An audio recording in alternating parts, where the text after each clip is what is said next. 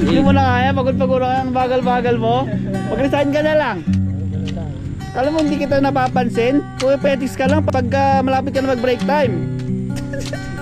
Imagine mo tol, nung nagtatrabaho ako sa fast food nung estudyante pa ako. Ang sweldo ko minimum lang, 238. tas provincial rate pa siya.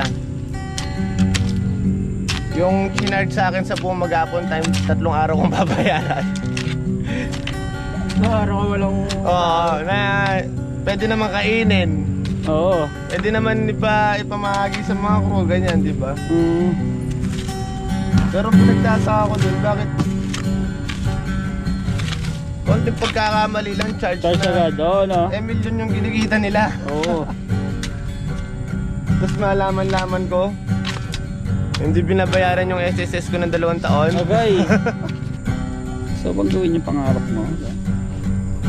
Oo! Gusto kong gawin! Tanong, Ang tanong, gagawin mo ba? gagawin mo ba? Kahit gusto mo yan, Kahit kung di gusto. mo gagawin. Wala rin. Parang ano yun eh, putot. Pag di mo nilabas, Sa?